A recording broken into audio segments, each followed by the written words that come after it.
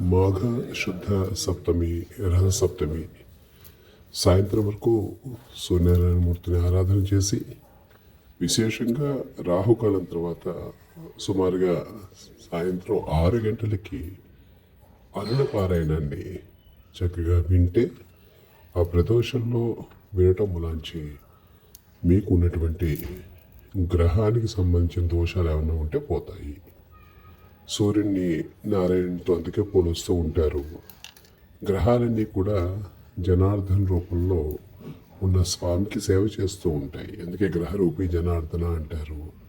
కాబట్టి ఆ సింహరాశికి అధిపతి అయిన సూర్యుడు గ్రహనాయకుడై మీకు శుభ ఏకాదశ లాభాల్లో ఉన్నటువంటి స్థితిని ఇవ్వాలి అని చెప్పి చక్కగా ప్రార్థన చేయండి.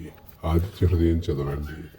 అన్నిటికీ మించి ఓం ఘృణి సూర్య ఆదిత్య ఓం శ్రీ అనే మంత్రాన్ని కూడా చక్కగా పారాయణ చేసిన మీరు అనుకున్నవన్నీ కూడా అవుతాయి.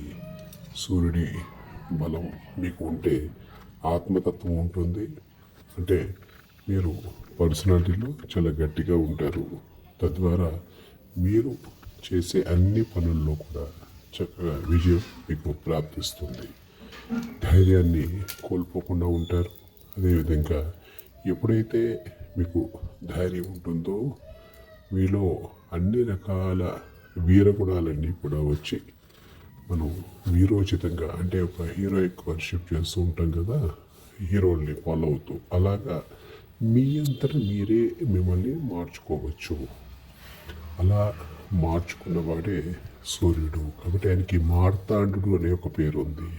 మృతమైన అండం నుంచి పుట్టినవాడు, రజను నుంచి పుట్టినవాడు అని చెప్పేసి, అంటే సరిగ్గా లేని సూర్యుడిని ఆ విశ్వకర్మ సానబట్టి సరిగ్గా చేసేట. కాబట్టి మనందరం కూడా మనమే సరిగ్గా చేసుకునే శక్తిని ఈ రథసప్తమి నుండి మాఘమాసం అంతా కూడా పొందుతాం. సర్వే జన సుఖినో భవంతు.